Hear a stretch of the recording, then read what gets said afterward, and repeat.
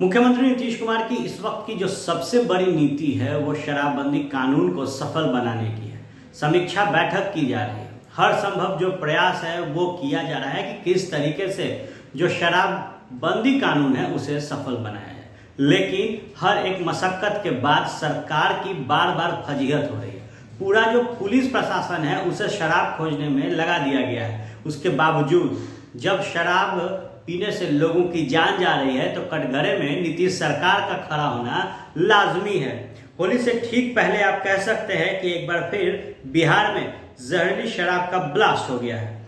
बिहार के गोपालगंज जिले में आज फिर से 4 लोगों की जो जान है वो जहरीली शराब से चली गई है। हालांकि पुलिस और प्रशासन जहरीली शराब से लोगों के मरने की बात को नकार रहा है, लेकिन चारों की मौत जहरीली शराब जैसे लक्षण से नजर आ रही है। बिहार में पिछले 5 दिनों में जहरीली शराब से 19 लोगों की मौत हो चुकी है। ये तब हो रहा है जब सरकार शराब रोकने के लिए अरबों रुपए पानी की तरह बहा रही है। सवाल ये भी उठ रहा है कि शराब पकड़ने के लिए मंगवाया गया ड्रोन, हेलीकॉप्टर, मोटर बोट और विमान कहाँ हैं? बिहार के गोपालगंज जिले में फिर 4 लोगों की मौत हुई। प्रशासन जहरीली शराब से मौत की बात को नकारने में लगा है, लेकिन इसी जिले में पहले भी 2 बड़े जहरीली शराब कांड हो चुके हैं और उन दोनों वाक्यों में भी प्रशासन ने सबसे पहले जहरीली शराब से मौत की बात को नकार दिया था। ताजा मामला ये है कि गोपालगंज के कुचायकोट में 3 और फुलवरिया में एक व्यक्ति की मौत हो गई है। आज कुचायकोट थाने के शिवराजपुर गांव में हरेंद्र यादव की मौत सदर अस्पताल के इमरजेंसी वार्ड में हो गई। हरेंद्र को पेट में दर्द था। घबराहट और बेचैनी की शिकायत पर सदर अस्पताल के इमरजेंसी वार्ड में भर्ती कराया गया। पुलिस का खौफ ऐसा था कि मौत के बाद परिजन बगैर पोस्टमार्टम कराए ही शव को लेकर भाग करे हुए। उसी गांव के फुलचंद शाह के पुत्र हरिलाल शाह की भी मौत ठीक वैसे ही लक्षण के बाद हुई है। उसे भी पेट में दर्द और बेचैनी की शिकायत हुई। लोग उसे इलाज के लिए लेकर जाने ही वाले थे कि मौत हो गई। वहीं कुचायकोट थाना के रामगढ़वा गांव में ठग यादव के बेटे साहेब लाल यादव को भी पेट में दर्द, बेचैनी और घबराहट हो रही थी और उसके बाद मौत हो गई। वहीं फुलवरिया के पेंदुला रामसेन गांव के ओम प्रकाश भगत को भी पेट में दर्द था, बेचैनी और घबराहट हुई। उसे इलाज के लिए अस्पताल लाया गया जहां उसकी मौत हो गई।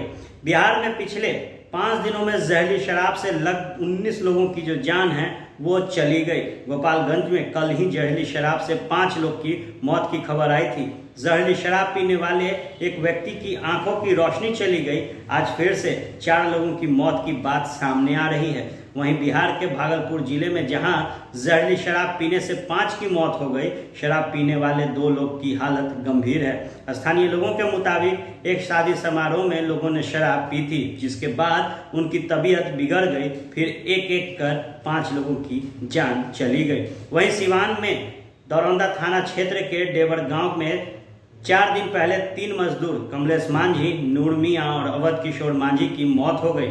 मरने वाले कमलेश की पत्नी चंपा ने कहा कि पति ने शराब पी थी, जिसके बाद पेट में तेज दर्द और उल्टी हुई और मौत हो गई। मरने वालों का आनन फानन में अंतिम संस्कार कर दिया गया। वहीं बेतिया के नौतन थाना क्षेत्र में भी 2 लोगों की मौत जहरीली शराब पीने से हो गई। करीब 1 सप्ताह पहले बिहार विधानसभा में मुख्यमंत्री नीतीश कुमार ने कहा था कि वे शराब पीने वालों को छोड़ेंगे नहीं।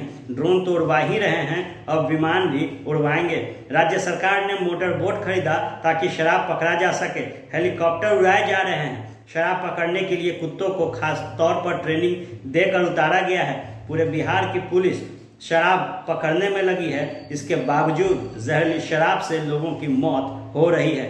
जाहिर है सरकार पर गंभीर सवाल उठ रहे हैं। ऐसे में देखने वाली बात होगी कि जहां होली से ठीक पहले 19 लोगों की जान जहरीली शराब पीने से गई है और सरकार तमाम जो इंतजामात हैं उन इंतजामात पर इतने अरबों रुपए खर्च कर रही है, उसके बाद भी उसका फलसफा कुछ इस तरीके का रह रहा है जहां जहरीली शराब कांड जैसी घटनाएं निकलकर सामने आ रही है। अगर बात बिहार के विभिन्न जिलों की जाती तो कुछ और ही चर्चा होती, लेकिन उन जिलों में ही बार बार ऐसी घटनाएं हो रही हैं जहां पूर्व में इसको लेकर काफ़ी बार बिहार सरकार की फजीहत हुई और कटघरे में सूबे के मुख्यमंत्री नीतीश कुमार और उनका पूरा जो अमला प्रशासन है वो खड़ा रहा।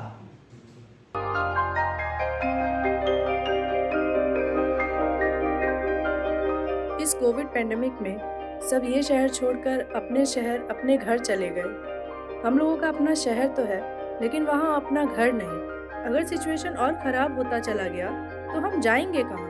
अरे ये प्रॉब्लम तो हर शहर में है, लेकिन हाँ, अपने शहर में भी अपना घर तो होना ही चाहिए।